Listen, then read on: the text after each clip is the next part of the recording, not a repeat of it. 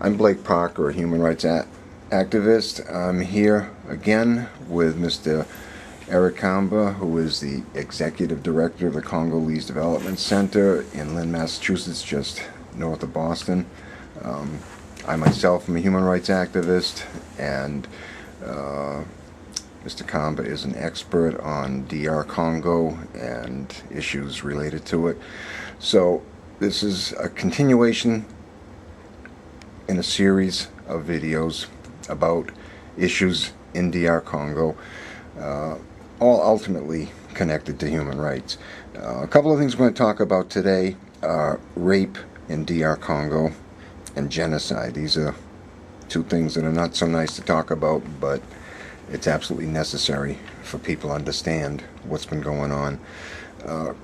Monsieur Kamba, can you kind of explain what's been going on in terms of the extraordinary number of rapes that occur in DR Congo? Thank you, Mr. Blake, and thank you first for coming to meet us again. As always, we would like to thank you. This is an opportunity for us to talk to the community, our community, the international community, everybody out there who can listen to us as to raise the awareness of things that are going on in the Democratic Republic of Congo. Rape in Congo is being used actually as a weapon of war, especially in eastern Congo. This has been documented when you see this armed group walking into a town. They will rape women and girls publicly, and then sometimes privately. And this is a way of punishing local population, and is a way of actually terrorizing the community.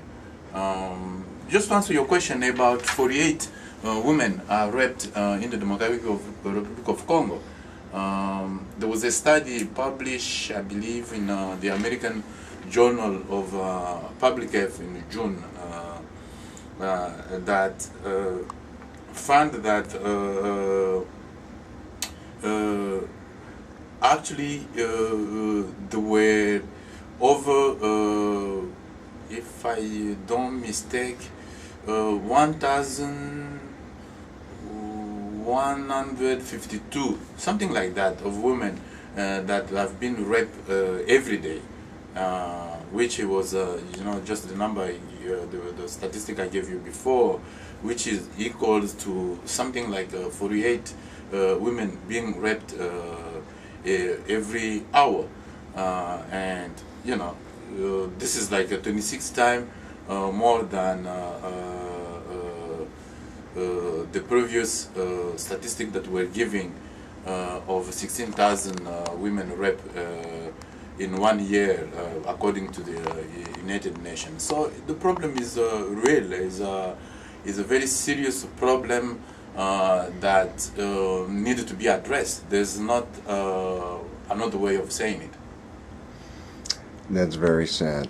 Okay, now there's also been a genocide talked about in DR Congo. I remember speaking with you and actually a whole number of people, very knowledgeable people outside the United Nations a couple years ago.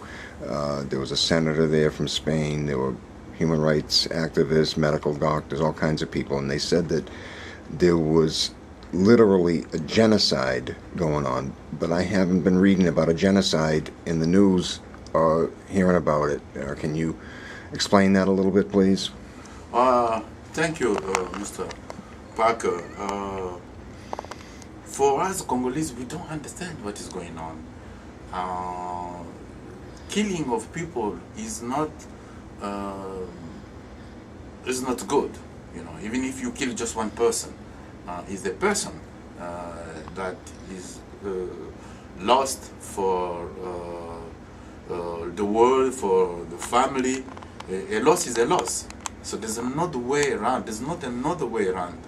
So we don't understand that all over the world genocide have been documented.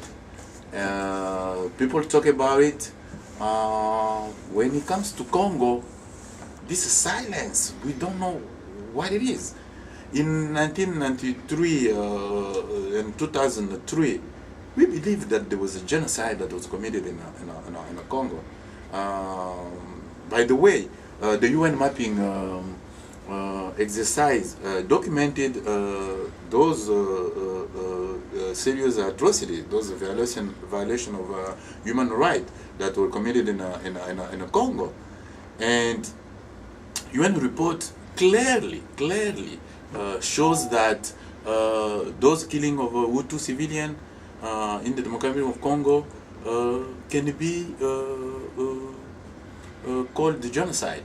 And what are the total numbers? How many people have been killed? The numbers staggered me. Yeah, the talking all together. Now they're trying to tell us that of this number, the total number of 5.4 million people that were killed, some of the people died of diseases that could have been prevented. But what is important is that thousands of people were just killed. They were killed because of their ethnical and membership. So you see Hutu, they look Hutu, and they were killed because they were Hutu. So that's genocide. It's a deliberate or systematic destruction of all or one part of the group. For it could be an ethnic, racial, or religious, or national group, and that is enough on itself. It's necessary and enough in itself to be considered a genocide.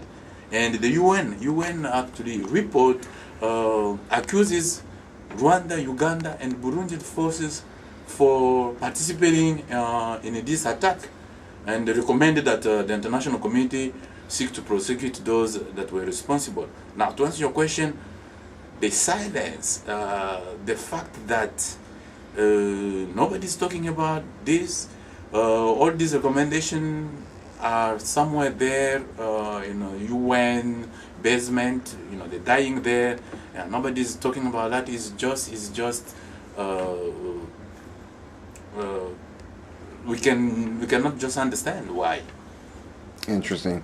And what I've heard previously is that some of the rapes are actually, rape is being used as a weapon connected to the genocide, because when some of the Rwandans have come in and targeted ethnic Congolese women and raped them, those women then are not women that want to reproduce. They're not women that other men want to marry at that point, and so essentially they're not going to have children that they would have had. So I've heard that part of this systematic rape system is connected to this. Do you have anything you can say about that? Exactly. So this is there's an element there. It's something. It doesn't happen in a vacuum. It's something that is prepared. Is deliberate. Is a system. So they have put in place a system to destroy either the whole thing or a part of the group. So it's true that they're coming in town. They rape these women, knowing that they shame them, knowing that nobody will look at those women again. These women will not be the same again, and they destroy their organs, so that these women cannot have children anymore. So it's a destruction. It's done so that they can destroy a group.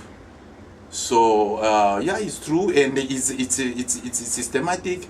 It's a technique, it's a strategy that they have found. That's how we call it. It's called weapon of war, so that these women will not live in that community anymore. So these people, these women will be displaced, will disappear. And you know, we need women to create the world for procreation. So these women will not have children anymore, and this is the technique that